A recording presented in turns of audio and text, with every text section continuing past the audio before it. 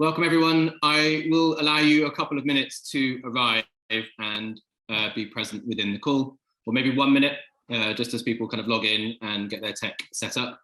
And then we will look forward to starting Meet one of CLUBZERØ's newest investors, the very excellent and insightful Chris Vance, who we're really looking forward to hearing from, both him and Safia Qureshi, the founder and CEO of CLUBZERØ. My name's Carl. I am the moderator for today. I convene a community of changemakers, cross-sector, cross-silo, cross-function at Future Planet, and we often support changemakers to share stories, share statistics, share support with each other as a way of helping each other to co-create a world that we can all love. The first guest today is Chris Vance, who recently joined as an investor for CLUBZERØ, was on the early team with Elon Musk at Tesla in 2012. Chris opened the first Tesla facilities in 3 new markets, overseeing 4 locations and hiring 20 product specialists, driving revenue increase of 1 million per month to 6 million per month over a 3-year period. He was also tasked with spearheading the supercharger expansion across 12 states across the US. After this time, Chris also went on to join Impossible Foods on their business development team. That's rather like welcoming you to the ring, Chris, as a superstar fighter. And secondly, I'd love to welcome Safia Qureshi, our superstar founder and CEO of the award-winning CLUBZERØ, now over-funding on Seeders, reaching the target within 5 days.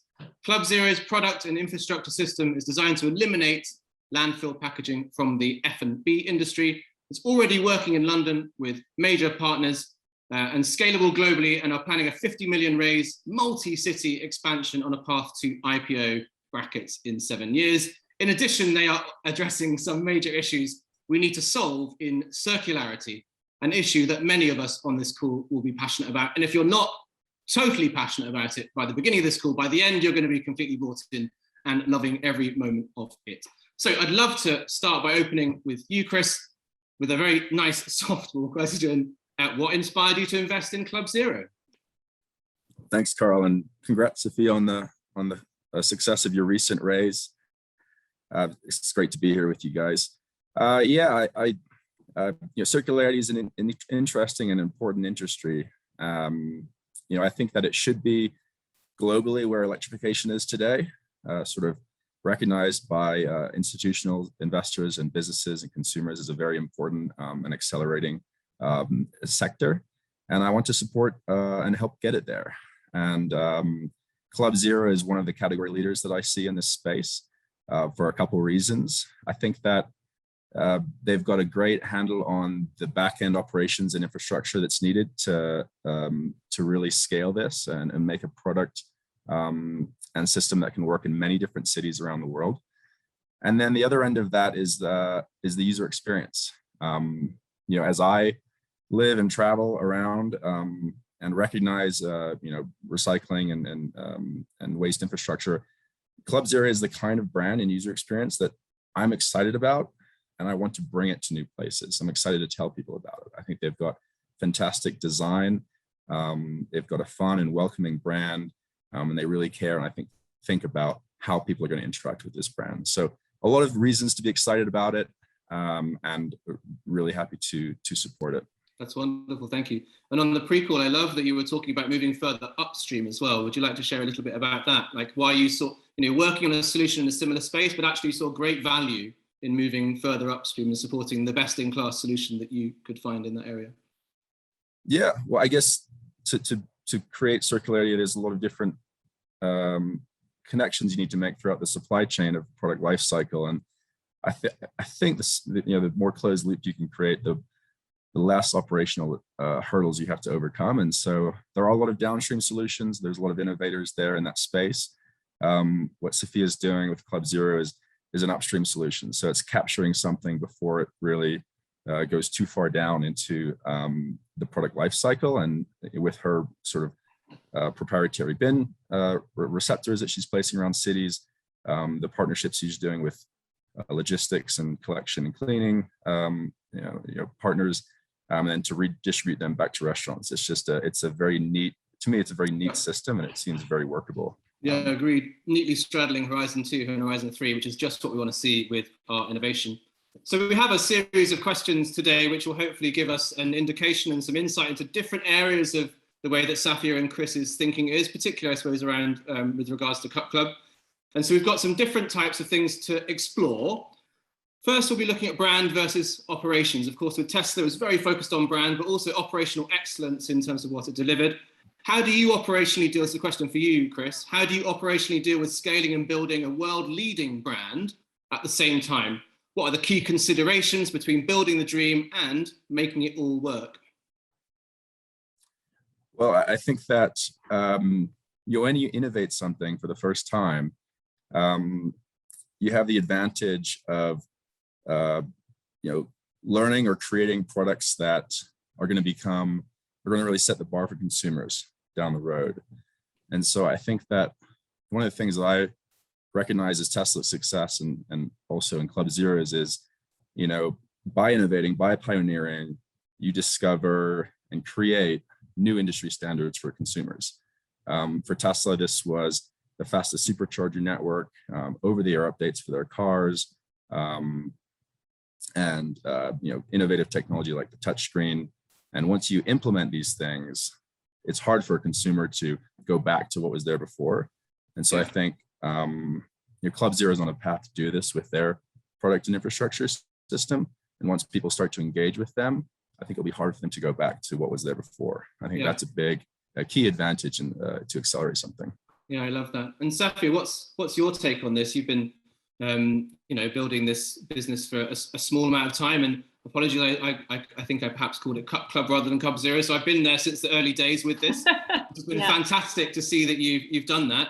What's your take on brand versus operations? I know as you've got a design background and you're very focused on creating a strong design-led experience, but also operational excellence as well.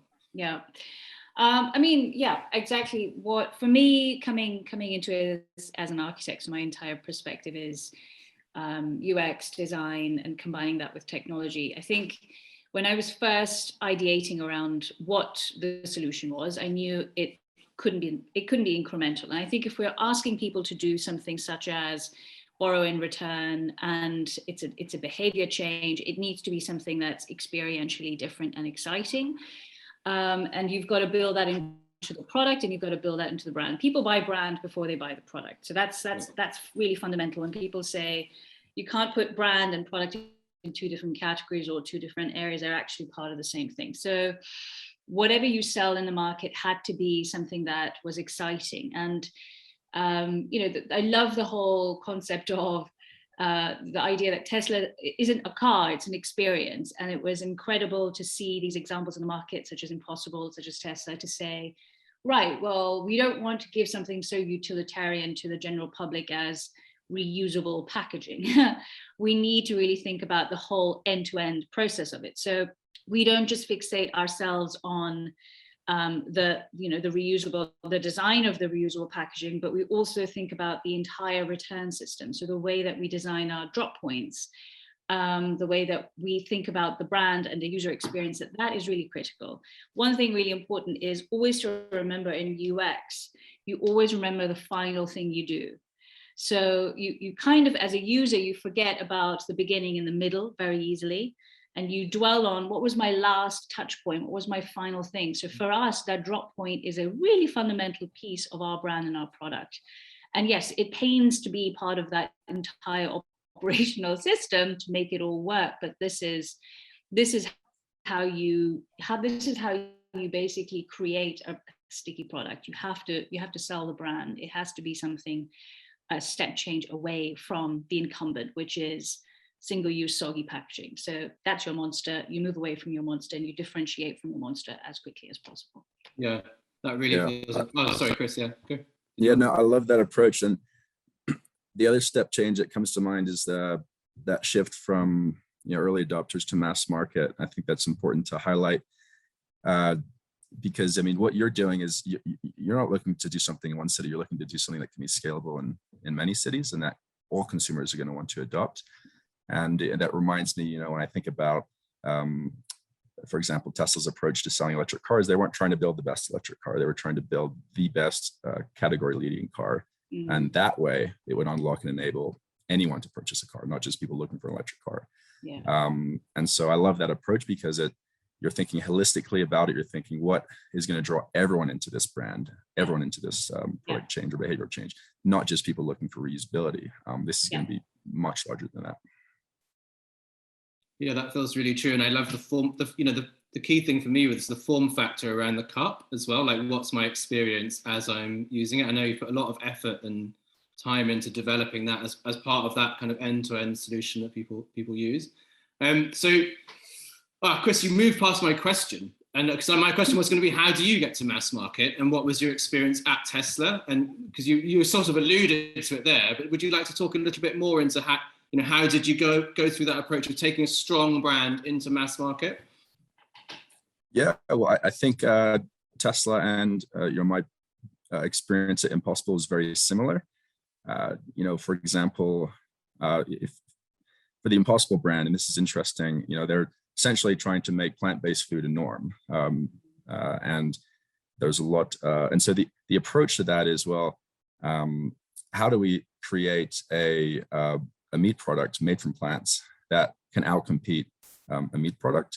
And to do that, you have to think about what the majority of people living and eating meat are being drawn to this product for. You break it down into all the different categories, whether it's taste or texture or price point or experience.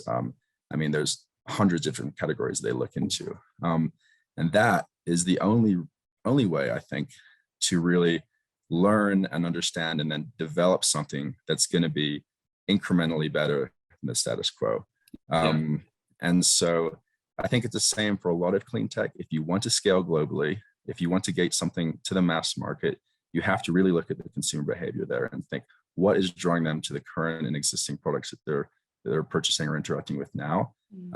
Not just things related to environmental attributes, but really human behavioral incentives, and then really try to create something that's going to draw them into what you want to transition them to, that happens to also be environmentally friendly. And that's very hard to do, but I think it's the most important step to get mass market appeal. Yeah, absolutely.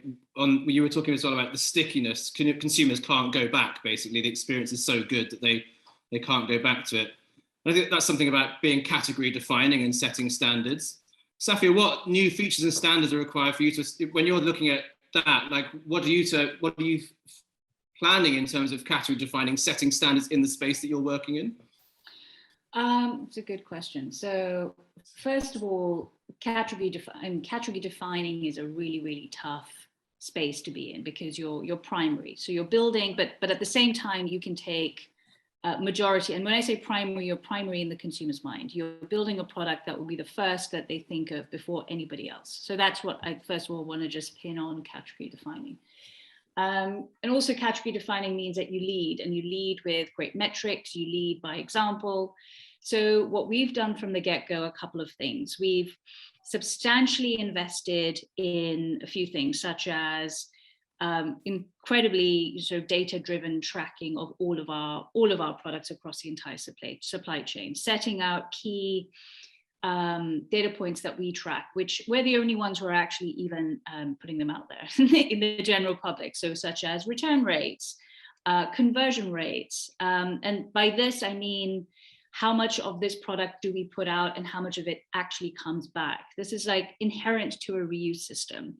It's important that things are reused, otherwise it's not really a reuse system. So we leverage innovation always being at the cutting point of that. I think the faster you move in design and product development, the more you gain from user field research, which we do daily. So we have a daily 9 to 10 a.m. stand up with a whole team, and all of our field research comes into that. So everybody hears about it. It doesn't matter if you're in product or tech or communications. If you're bored out of your mind for 15 minutes because you're learning a new piece about it, I think it's really important that everyone on the team understands what users are saying, right? So, the idea is that you want to propel and be the first to market with the fastest, awesome, most awesome product, and have everybody else follow up. Now, the challenge with that is you're setting a path. You're the ship that's dredging the canal for all the other boats to come along. That's really exhausting, but it also means that you're kind of making up the rules as you go along. And so there is a sense of responsibility, or certainly, just for context for everybody here, I sort of started, the light bulb moment for CLUBZERØ started in 2015. It's very early. This is not an overnight success. And the market has had to grow around what ultimately I have created as a vision. So I've seen it completely transform, which is really exciting, but it did mean that there was a deep sense of responsibility on setting critical gold standards, measuring your entire supply chain and your operations from an LCA perspective, publishing it, giving it to the likes of the Ellen MacArthur Foundation, Closed Loop Partners, Greenpeace, RAP, institutions, UN, EP, and saying, this is how we've done it. We're not calling ourselves the ambassadors of reuse by any way, shape, or form. Please invite others to join. But here's a good example, and we would like to use it as a tool to continue developing our entire product and system. So what a lot of industry folks do is that they don't use any of these studies to inform how they can better design. They kind of use it as an aftermath to evaluate the design. And I think the perspective from us is, no, I mean, if you do an LCA, it tells you immediately where the majority of your carbon or your energy consumption is across your entire operations. And so you can hone in and you can evaluate which partners you work with. You can evaluate also which parts of your supply chain need to be phased out in your mind because they're not working. And it makes you make those critical strategic decisions, which you notice other incumbents that might come along, or other sort of inferior versions come along, make those mistakes because they've not gone through this rigor of actually studying it from a sustainability angle. So these are some of the things that we do. We have worked in conjunction with the World Economic Forum, who invited me in 2020 to build out their design guidelines for reuse. And this was across 17 CPGs and businesses. So you have to be in the room setting these standards, otherwise they will be set for you. So a lot of VCs ask me, why are you wasting your time sitting in those rooms? It's like, well, first of all, you understand what everybody else is doing, how further along or behind they might be, but also you're in the conversation. If you're not in the conversation, it will happen around you. So I know we're going to talk about regulators in a second, but I think this is really key, is to lead. That's how you define a category. I love that, actually. And a big theme for us this year is collaboration. And you've got to bring so many people along on the journey, especially in those early days, and so I love the idea of giving to receive. So you're sharing the data, you're sharing your learning, because we're all pushing these new categories forward. And I think probably very similar to you at Tesla, Chris, right? Like early in, first company to do electric, and similar at Impossible, right? They're pushing these category defining best in class products. I guess in echo to what Safia shared, could you share a little bit more insight into that journey or that experience for you? Because you were very early in at Tesla in terms of that, that people weren't thinking electric cars could even be possible, right, at that point, or not certainly mass market. Yeah, pace of innovation is really important, and if you're a front runner, you've got the advantage of doing things first. You're also going to make a lot of mistakes. So you've got to adapt quickly or fail fast. But yeah, I think that I love what Safia said. She's really spearheading, and she's doing it in a collaborative way. And I really like that she's collecting data on what she's doing. So she's got this new information that's really, really important to help steer her ship, and also steer, as I think we're going to perhaps mention, is steer some of the regulatory support that will help define or shape the direction of the industry. And all of that is incredibly important. Yeah, absolutely. And I was wondering where to go there. I wanted to take it off in a different. And let's talk about the regulatory aspects, I suppose, because that's when we talk about transformational change, and it can be, if you're pioneering a specific solution in a specific market, there are so many challenges against you, from the incumbents, from the system, all these different elements are against you. And I guess regulation is one way that you can work with, try and move the playing field into a level playing field, but at the same time, as innovating fast enough that you can be ahead of everyone else that you're helping to also catch up. What was your regulation journey? And you've worked with the World Economic Forum, Safia, but what was that process like for you, and Would you like to talk a little bit about that and what you're doing on the regulation side? It's still a work in progress, right? So this is a very nascent market still. You know, even sort of being in here since 2015. I mean, we started really operating and trading in 2018. But the world is still building up to that. There is an awful lot of movement across the European Union, for example. So the commission that published the Circular Economy Plan has started to regulate reusable across food service across most European cities. So Germany, France, I mean, I could go through the whole list. From this year onwards. So that means that brands can't continue using the same amount of disposable packaging. And I want to add this bit, I learned this only yesterday, so I'll share this with the audience and maybe everyone knows, but the interesting aspect which I find here is that this is kind of an opportunity for startups to really innovate, because we've seen examples of how existing large corporations have found it very hard to adapt to new regulations or innovations internally. So if you are supplying to the likes of, you know, the biggest brands out there across food service, such as McDonald's and Starbucks and Nestle, et cetera, I find it very difficult from what I've seen and understood that these large manufacturers, our incumbents, are going to be able to really innovate at the pace of change that is now being regulated around them. And I'll give you a great example. So only yesterday did I find out that GM Motors, so General Motors, were the first automotive company that produced the electric car. It was called the EV1. I don't know, Chris, if you guys saw this or looked at it as a case study, but what's fascinating, this was in the 90s. So they created, and you can Google this, but they created what's called the EV1 back in 1996. This came out. It looks amazing, by the way. You should check it out. And they got it out to, I would say, no, it didn't quite get to mass market. Before it got to mass market, they removed it and they crushed all the cars. And the reason why they did that was because they were worried it would cannibalize the rest of their business, which is producing cars that are using diesel and petrol.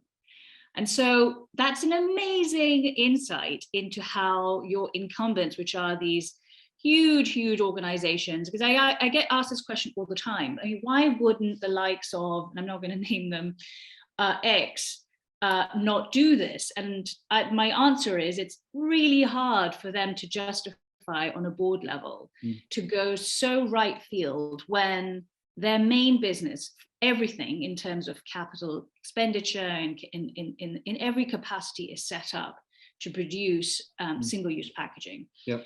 They would have to go through acquisitions to really truly be able to scale something like that. And even if they were, it would have to be in an environment where it was absolutely inherently impossible for them to operate without doing that. So this is a great signal for anybody from startup owners, founders, or people in this space to understand that it's incredibly hard for these large organizations to meander around what is perceived as regulations, which will determine what they end up having to make and sell. So that's an important aspect to remember.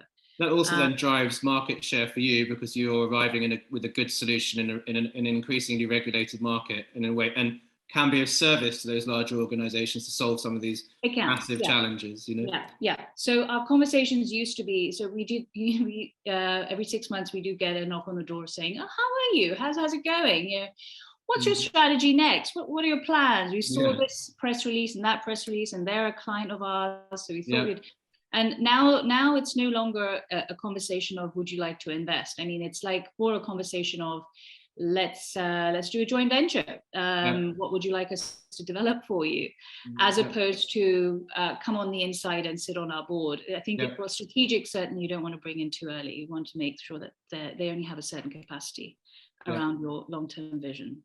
Yeah, but that's such an interesting point. There's a lot to unpack there. And what's even more interesting is that we're actually witnessing today, and we're still seeing the result of automotive incumbents transitioning to electrification, which is a big pivot in their industry. And hopefully we want everyone to succeed, because this is fundamentally good for a lot of reasons.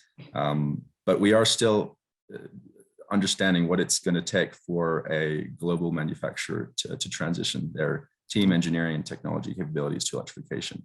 And so, Safia, what you're bringing up from the EV1 days is actually, this story continues to be, to develop today. But one thing I would highlight is that, and this is a different perspective here, is I think that culture is very important in companies today, particularly today. I think there's a lot more emphasis on it.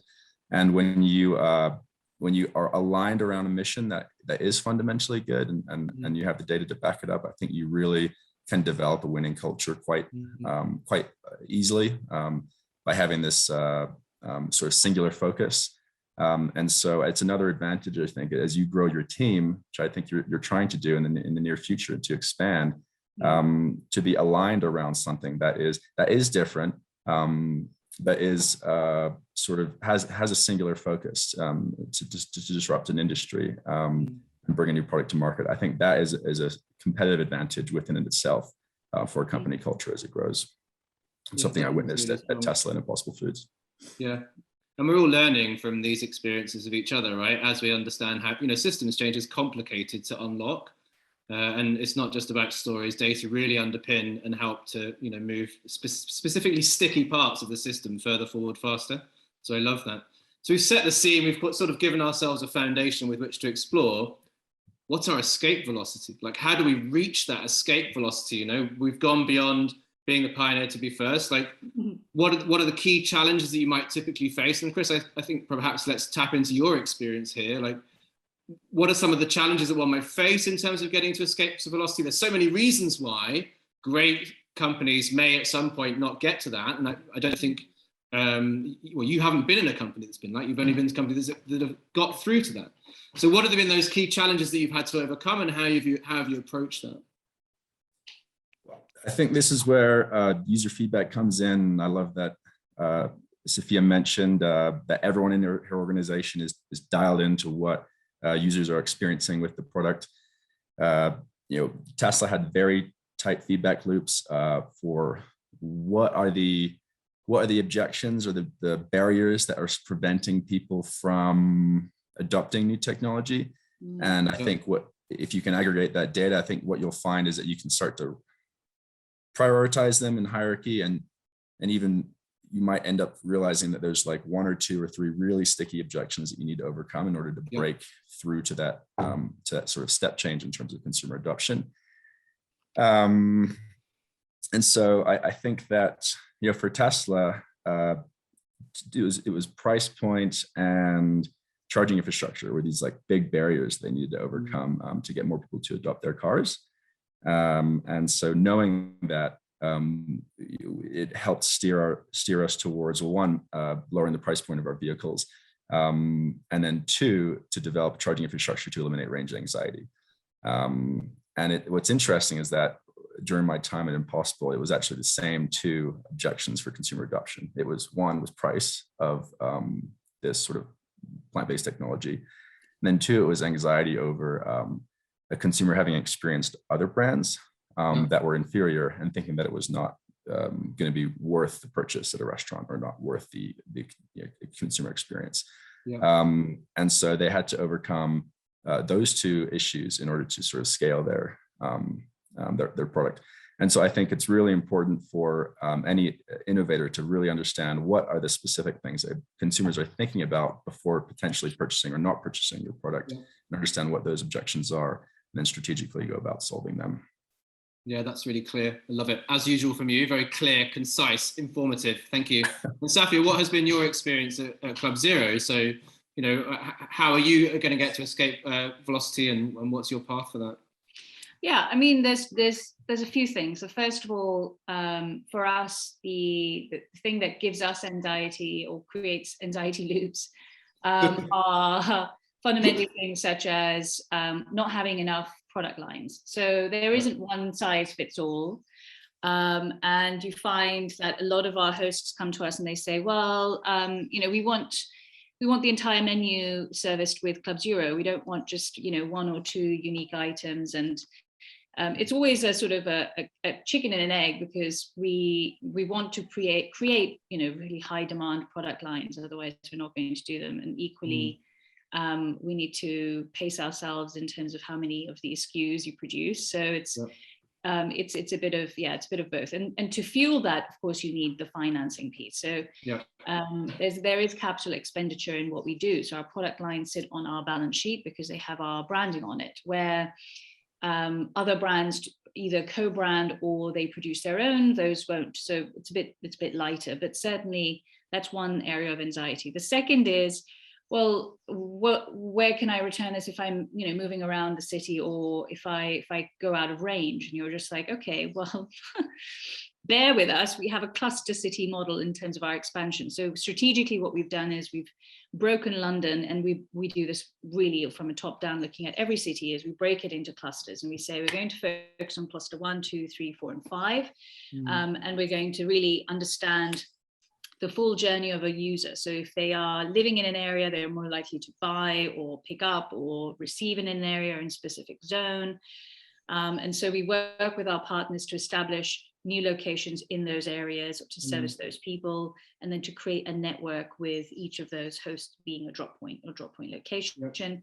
We then, on top of that, work with those businesses to ensure that they are supported by outside network of drop points. So estate owners, they're another partner profile that we set up. So we have not just locations we're dropping off in every single host location, but external.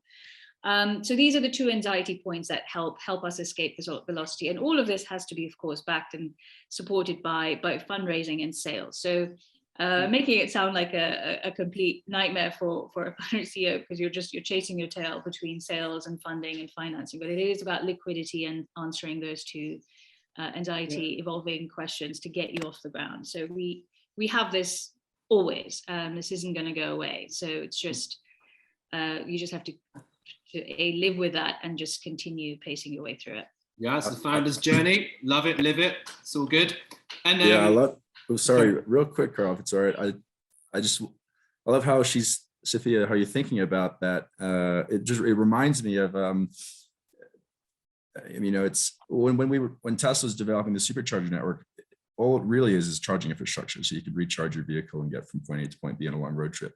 But when you really think about it, it's someone by themselves or with their family driving 3 hours and wanting to have probably a very efficient and convenient place and safe place to pull off the highway and get some food and probably use the restroom. And so, we're just thinking about building charging infrastructure, but we're really thinking about this holistic experience of like how many seconds do they pull off the highway? How many restaurants do they see when they park their car?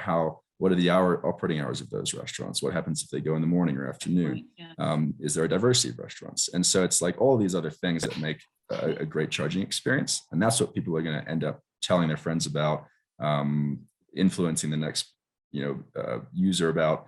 And so when I think of your drop points, it just reminds me of that, because you're just putting drop points in the city to make your reuse model work. But what you're really doing is trying to create an experience that consumers enjoy participating in order to build your model out. And so I think that's, I'm sure you've had many discussions about that, but it just reminded me of it. And I think it's really interesting. Totally. And, idle time is important time as well. So you have a captive audience. What's interesting with a charging network, you have a captive audience for that amount of time. With our drop points, we try and make it as minimal as possible. We want that time frame to be very, very short, so they don't spend an awful lot of time at a drop point. So it's more about the aesthetic, the design, and you're right, what it's close to. You don't put it at the back of alleys. You certainly, it is very strategically placed, and we have actually a logic behind what we call well-trodden paths. So we only put our drop points on paths which we can see people walk up and down consistently on. We do a heat map, and this is through the data that we collect. And simply, sometimes we just collect that data by just observing people. So where do they go when they take packaging away? And how many of these paths overlap? And then we think, okay, this is a great place for a drop point. And this is all logic that's been proven. So, brands like Starbucks will only put a location at specific points, and that's very data driven. So we make sure it's strategically placed where it's convenient for a user, for sure. Yeah, I love that you're observing data as well. We've stood outside charging stations and asked people, what are you doing when your car's charging? What are you getting up to? We don't know. We want to know, so we can help make the experience better. But yeah, getting that data is really, really important. I love that. It's such an intimate journey, yet also at scale across all these different segments that you might do. Mini pause. Thank you very much, everyone, for your questions in the chat that are arriving thick and fast. I don't want you to feel like we're not looking at them, or at some point we'll get to them. So please do feel free to add your questions in there. I'm seeing them coming in as they arrive. And we will have Q&A at the end. So if you have a question through this, add it as you feel and think it, and we will get to as many of them as we can at the end. Some might be the same as well. So thank you very much. So we have, wow, this is systems change, this is solutions, this is stuff at scale, it's very exciting. We've looked at regulators, we've looked at partnerships, which I know are a really important way for you to drive there. There's many different aspects and elements of how to get something to escape velocity. One thing that's arisen in all of our worlds, certainly over the last 2 years, more than before, as many new people enter into this space of, can we be better, can we be greener, can we do gooder? Greenwashing. How do you control the narrative in a world where everyone has suddenly got some kind of solution that is going to save the world? And every marketing thing on every radio station, doesn't matter what it's going to. How do you overcome that? Like, how is CLUBZERØ overcoming that? And also, yeah, Chris, what is your take on that particular element of it as well?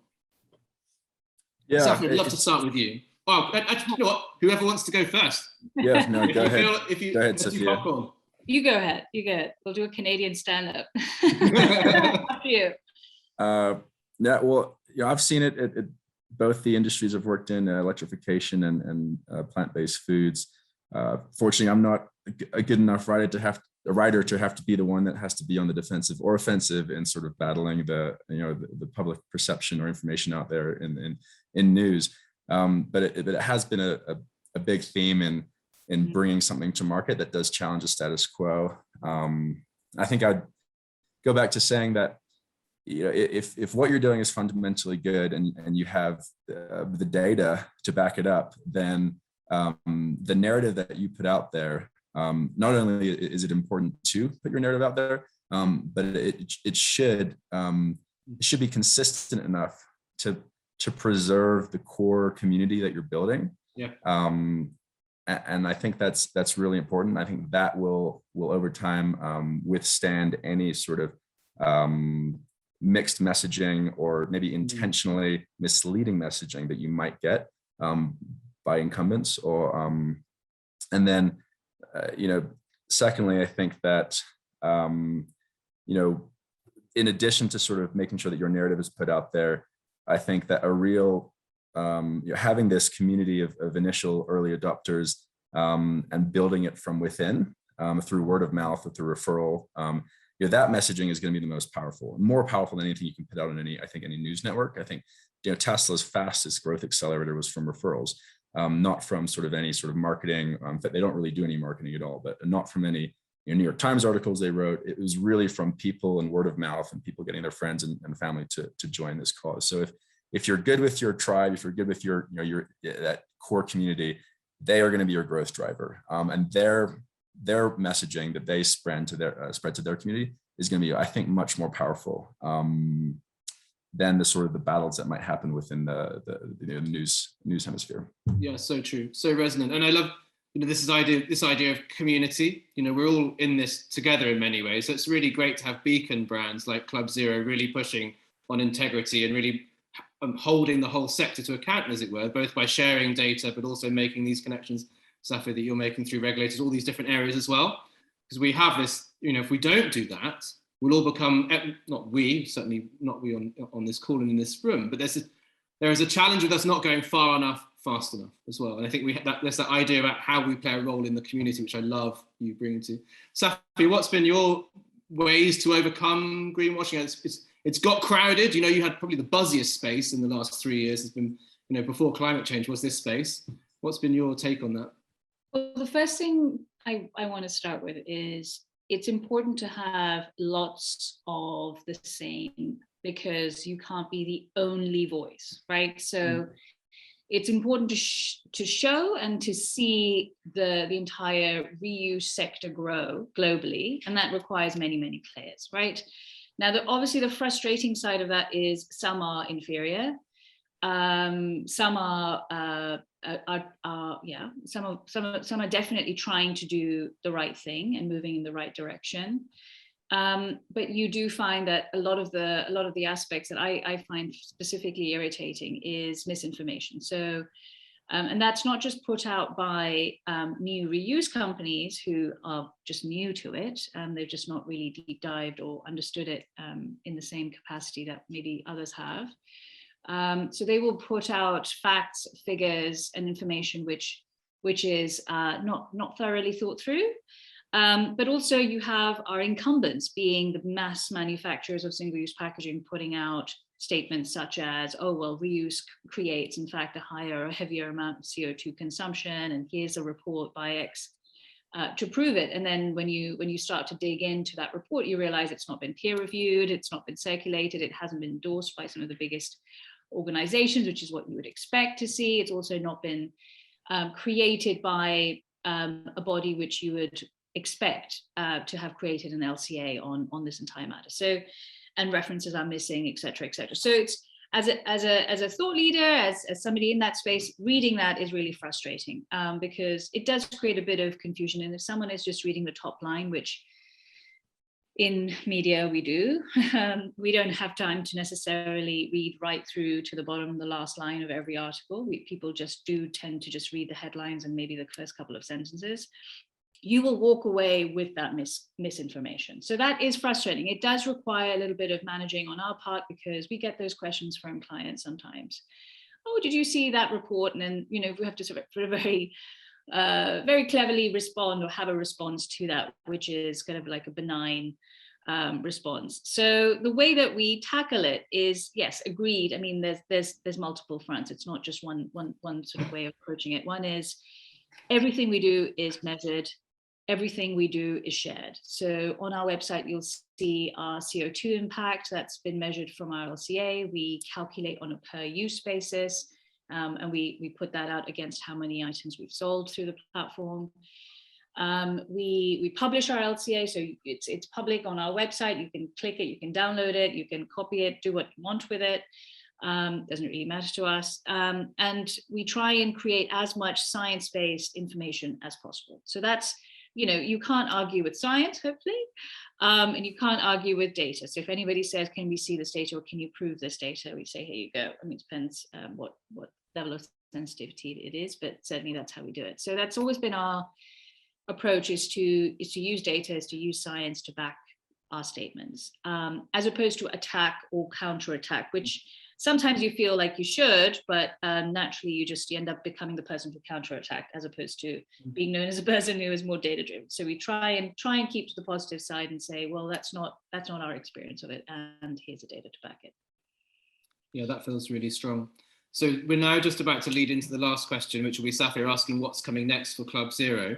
Before we do that, Chris, I'd love to welcome you to share anything that arrives for you. And, maybe there's a burning thing that you're like, do you know what, I just want to share this thing or something like that.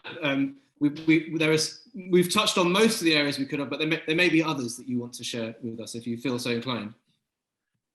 Oh, gosh. Not to put you on the spot. No, put me on the spot. Absolutely. So many things have come to mind listening to Safia dive into more about her business. It's great to learn on this platform. I think that other than, the most exciting thing is always what's coming next. But before we jump into that, I guess, Safia, what are the things that are, it's easy to ask about the future, but I know that also there's things that need to get prioritized today, tomorrow, next week, next month. Sometimes those get skipped over, but what are you working on right now that is really taking up your time? Give us a sense of these things that are driving your day right now. Yeah, I mean, volumes. Our KPI North Star is volumes per day. So if we are here to create the largest amount of impact, it is fundamentally about how many single-use items do we replace, and that is driven by how many volumes are we selling into the market. So everything that is a driver to that is what is prioritized. Everything else is kind of left on the floor. In a very simplistic way, there are two levers to drive volume. You can break it down into driven from the host side, and you can break it down into driven from the user side. So if I give you the sort of KPI volumes per day from the host side, it is things such as building more partnerships. So we have some stellar partnerships with the likes of Just Eat, who are our biggest sort of distribution delivery partner. Now, more of those partnerships. So for Q1, our focus is to add one or two more of those. We already have them in our pipeline, and to get them set up and start growing those, they become pipeline for us. So they introduce us to more hosts. We sit on tables, you know, on your own, or you can sit on tables through a partner who's introducing you. There's far more weight when you're doing it with, you know, a business that they've been working with for a long time. So that helps us. So key partnerships. The second is to find more hosts, direct selling. So find more hosts to add to the location to create the convenience for users. So more locations, more hosts equates to more volumes. And the third is from the product side. Our focus in Q1 is to deliver 3P, which is third-party integration. So we have heard lots of field research. We knew this from the get-go anyway. People get confused by our product roadmap in some ways. We're not here to build a super app. So that I just need to put out there. We're not here to build a super app called CLUBZERØ. We're here to make a seamless user experience for every user to opt into CLUBZERØ. We don't just exist in our app. We exist, when we should exist, on third-party apps. So 3P is a way to transform that, preventing somebody from having to enter in their CLUBZERØ ID into third parties, but actually just opting in. That's a much, much more seamless way to acquire users and to increase your volumes. And that neatly takes me into the user category. So bringing in and exposing our product to a whole base of users, which we could never do on our own, is fundamental. That's what 3P expansion really is. So it's something such as, I don't want to take names because there shouldn't be, but that's what we're doing with some major brands, is to integrate and to create seamless adoption of CLUBZERØ on third-party apps. The second part in the user category is growing more users, so more awareness of it, and creating a higher conversion. Conversion is something we measure. So if, for example, a host location is selling 1,000 drinks a day, we start with a 20% conversion. We say, we're going to sell you 200 a day. So from the user angle, we've got to show demand. So we've got to create more awareness in the mind of a user. We've got to build a brand. We've got to sell that to them in whatever shape, way, or form, through referrals. We've come up with some really great ideas on how we should be tackling that, and rewards basis, etc. So that's how I would build out my, impact is remove single-use packaging as quickly as possible. That is, how many volumes can you get out there? And then it just kind of steps back. And so the entire comms team, the product team, the ops team know they have to drive volumes. They just understand one metric and they understand, okay, how do I inch my way towards trying to hit that metric? So for Q1, I'm jumping into what's next. Are we in what's next, Carl? We've been in what's next for some time now. You're doing great at it. It's going really well. Excellent. Good. Okay, so Q1, my target is to reach 5,000 volumes a day. And then by the end of the year, by the summer, we need to be at 14,000 a day. And then we're going to be on a clear path of 1.8 million in revenues for our year one. So it is all about growth this year. That's really strong. And you've spent some time proving this. You've got a fantastic platform. I've got sun on my face, which is distracting me if it's not distracting everyone else. And I love this idea of infrastructure, partnerships, and volumes. Really a very strong proposition and very exciting. Before we move into questions, would either of you like to mention anything else? No? Great. No, I could say one thing we should do is team. So none of this is going to be possible without us building out our team. So as you've probably seen, we are in overfunding mode and we are hiring. So we're hiring across product, biz dev, operations. And that means that more people to support our existing team who are mission driven and what we call GSD, which is short for get shit done sort of approach to life. So if that sounds exciting, drop me a note, because that's definitely something we would love to be exploring with people. Wonderful. What a great team to work for, and at a fantastic time as well. And so we can go through those things before asking Q&A, actually, because I know some people might leave to go to their next meeting before the end of the call. So those looking to contact Safia can contact Safia at clubzero.co. We will put that in the chat. So I've got this listed here. I'm going to say it. If it's said wrong, then it's on me. CLUBZERØ is currently raising on Seeders. I know a couple of you have asked on the chat. And so we'll put a link to that as well.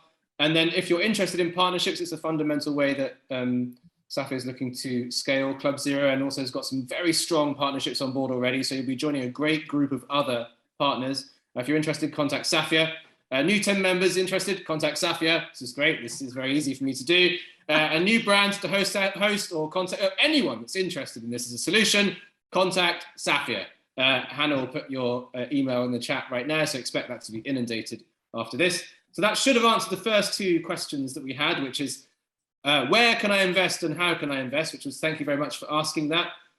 So probably best to contact Safia or to on Seeders. And then I'm just going to have a quick look at the questions that people have been asking and see if I can do anything with them. Okay, thank you. So this is Nick Q to everyone, but I'm assuming this is a question for the group. Can't drop points be incorporated into regular recycling? One more bin in the supermarket car park is the end of that question. And maybe we could reframe that as to how are you approaching scale through infrastructure, and is that part of your strategy, or what do you do? You know, that leads me to think about consumer experience and ease of consumer experience as much as anything else. So from my perspective, the way that we position our drop points are always near bins, just so that everybody understands here. And the feedback is because typically we know where bins are, right?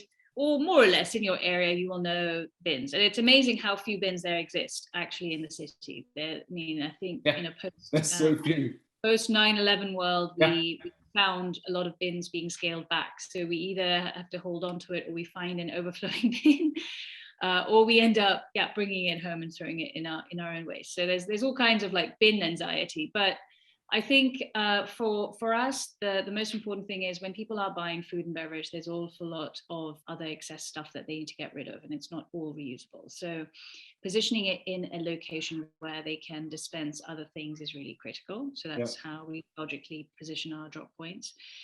Would we put, and I don't think this is a question, but would we encourage people to put our reusable packaging into a recycling stream new? We kind of, first of all, we don't call our we say drop points. So we're very specific. We're not a waste strategy. We don't want to call them bins because they're not meant to be full of rubbish. And there's a sanitization process behind it, which we'd like to make sure we adhere to. So they are positioned near them, but they are about zero waste. So one way we're tackling this is you'll see our zero icon on our yellow boxes around London set up in King's Cross so far. We are evolving them into bigger ones, so bear with us, because that's we're very aware. We're just testing their locations at the time being. They're small, they're not really for external public realm, but we do need ones that are. So those are currently in development. So that answers hopefully that question on how to do it. I think so, and I think I would say from a data and customer experience approach, you're rebuilding a system for a world without waste. So that may or may not include other touch points that are currently used. I think you're completely reimagining how we might consume or use different items within our lives as well. So just scrolling through different things. So when you measure impact, do you count separately from bowls or cups? Does that question make sense to us? Doesn't matter if it doesn't. Yes, we do. So each item has its own CO2, energy, waste, paper, plastic saving. Mm-hmm. Now, what we try and do is create an average, because at this point in time, remember, we are still a pre-seed company. We will be funded up the wazoo, but we're not. So at this moment in time, we sort of averaged the CO2 output across our packaging. Eventually, we will have it per SKU on an exact amount, and then we'll have an even more accurate number. Because obviously some product lines use more material. They might require a little bit more water to wash all the way throughout, etc. So so there's more intricacies. Those are detailed based, and we are already updating our life cycle assessment in Q1 this year.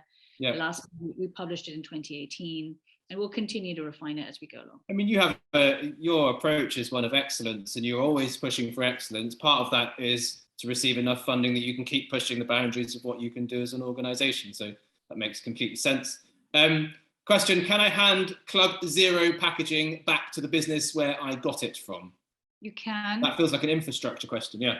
You can, or you can return it to any CLUBZERØ location. That's the whole idea. Is you don't have to go back to where you bought it. I mean, that's the idea, right? This is an infrastructure play, so it's about convenience. It's about being able to have multiple different partners and connect together through. So, and that this is slightly part of that, but logistic and cleaning. I know this is a challenge that many reuse things face. Is this your own operations, or this is from Anna Villegas, or are they strategic partners? Partners. So our mission is to eliminate the world of single-use packaging, and our IP is what we focus on building more and more of, and that is our technology, it is our product lines, it is our infrastructure, it is our brand. Anything that sits outside of that, we do not invest directly in. So right now, we are not doing any washing ourselves, we're not moving things ourselves. We're completely outsourcing all operations to trusted partners. So First Mile, for example, are our trusted partner for all of our distribution collections. And we have a wash depot set up really close to their hub. So it's convenient to block on. And then we have additional logistics partners that we add, because some estates want to only be serviced by certain businesses, and so we diversify those, and it creates a kind of a healthy competition between them. We're agnostic. We won't say no to working with any partner, and in that way I think you end up truly scaling, because you're not focusing on the parts of the business that are not interesting, that are not inherently important to you. So good. You're leveraging existing networks that already exist and existing expertise. It's really the best way for us all to get there in the time frame that we need to get there. I love that. So this is a lot of really keen people to want to use CLUBZERØ in a good way. So this is a question from Shahad. Will you attempt a soft approach in at least one other UK city in 2022? Also, which year will CLUBZERØ move into European cities? So 2022, so it's good news, I guess, or not for everyone, is just London focus. No soft expansion into any other. But there's very good reasons for it. First of all, just focus is key. I explained the sort of 5-city cluster model. We're expanding through one. By the end of the year, we want to have all 5 clusters. So the funding is really focused on proving out that we can do it in London, and we can get to the scale we need. And then 2023 is our horizon for expansion into other cities. Great. And right now we're agnostic in terms of we can see opportunity, and we have opportunity already in North America and Europe. What we do softly, and we will be doing softly, is this year we have already a pipeline of major recyclers that have come to us just to get our software. So as SaaS, so we're not in market, but we can provide them with our top technology so they can run the entire reuse system in their market. They own the relationship with the customers, we do not. And we charge them a fee based on volumes per day. So we're basically essentially a pure SaaS play in that context, and we've got 2 other cities already in our pipeline to get that done this year.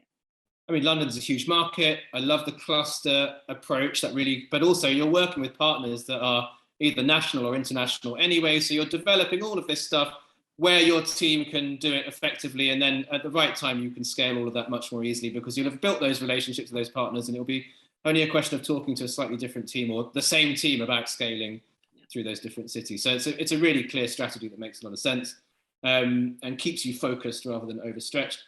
Oh, love this. Is there a way this can be all incorporated into school dinner times? Pretty easily, yes. I mean, most schools are going to be run by the likes of catering contract caterers, and they own those contracts. So if you are asking with regards to some in mind, the best way is to contact them and tell them about us and say you should refer them back to CLUBZERØ. They have, this is a good time. It's January, so they will be agreeing budgets for the year. And they'll have entire remits. So what we do is bulk order volumes to closed environments. It used to be, it is really still the vast majority of the volumes we do. It's super easy to set up. It's a closed environment. So yes, short answer. And certainly sustainable procurement is on the agenda of central purchasing. So that feels like opportune time to have a solution that's data tested and also trialed in lots of different spaces and works well. So that feels really good. Thanks, Eunice. Nice to see you. Have good luck for daddy duty. Right, next, about, and there's another question from Anna, about impact measurement. Are lids different parts and do they count? That's say we've done that already. And then, thanks, Nick. This is a statement, not a question, but I like that statement. So reading out from the chat, it's our last statement. Nick Q, I want to see this in my small market town, lots of cafes there, etc. here. So I guess that could be turned into a question. What's your end goal? What's the vision for, what's your blue sky vision for this in 10 years time? Where's CLUBZERØ and where are you? Probably on a beach having a rest after having done an incredibly long founder's journey. But where's CLUBZERØ? That would be a very long founder's journey, wouldn't it? It would be, wouldn't it? Yeah. God. Oh my dad. Maybe 7 years then, because 7 years your IPO, your intention is to IPO, I guess, I think in about 7 years. So I'd like to. I mean, the reason why I get asked this a lot is why have you, why are you at this stage not doing a VC round? I mean, we did get quite a few offers last year with a higher valuation, to answer that very quickly. But I think raising publicly is really great at testing, public sentiment around what you're building. Yeah, I love that.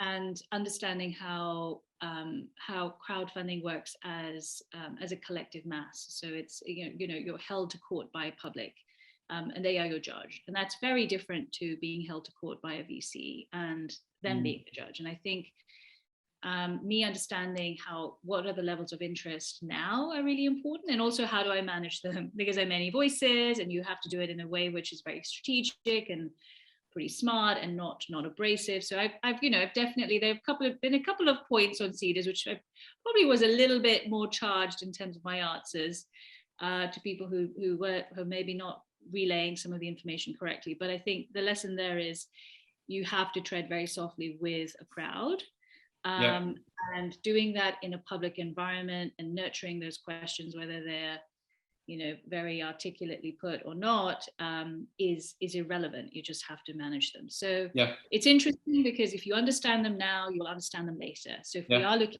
to one day go public with this kind of a product, right now we're small. We've got a few product lines. We've got an idea. We've got a vision. And at that point, we will have a lot more. What are the chances? So it's been wonderful to do this in the way that we have and create those learnings at this stage. That feels good. So in short, if you're interested in defining and sharing in that vision and perhaps showing your support for it, then invest and be a part of shaping that. And Nick, if you want to see more in your hometown, then perhaps we should run an additional crowdfund charge in your hometown to start shaping maybe a more regional approach to that at this moment in time. Probably just a silly way of saying it, but I love the idea of being shaped and defined by the people that are investing in you and also involving them on the journey. It definitely feels like a very strong way to go. Thank you everyone for all of your time. I don't need to have the last word, don't want to have it either. So I will first of all welcome Chris to perhaps have the last word, and then Safia will close. Yeah, no, this has been amazing. I gotta just say that after listening to this really feels like a brand that will develop a lot of evangelists and a lot of enthusiasts, very passionate following. It's just an exciting, company. And so I'm even more enthused after listening to you, Safia. And I'm excited for the following that I think you'll garner, and the momentum that will carry you as you develop. So really, really, congrats on building this brand and this, you know, the I don't know, the emotional aspect of changing the status quo in the reusability space. So thank you for all you've done and all you'll continue to do. I look forward to being a part of it and supporting you. Awesome, awesome. And like I said, I'm held to court for everyone who's on this journey with us. So that includes our investors, it includes the people who use our product. So I'm, you know, very grateful and humbled by all the feedback, good, bad, ugly, it doesn't really matter. So keep it coming, because we do want to be the best and always remain the best. I do want to say a huge thank you to both of you for joining. It's always a pleasure to have you, Carl. As you're, you know, I've loved attending some of your events as well. So thank you for moderating. And Chris, thank you so much for sharing your insights. I'm sure the audience have loved listening in on your experience, which we will be driving more and more from as well, as we continue to build something that's world-class. So thank you for both of you to organize and be a part of it. Such a pleasure. Thank you for the invitation. Anyone who's interested I tried not to, but I just want to do this. If you'd missed it, Safia at clubzero.co. If you're interested, you can also look at the Seeders profile and find more information there, and ask Safia nice questions on there so she can get that positive feedback loop going. Brilliant. Thanks, guys. All the best. Thank you. Thank you.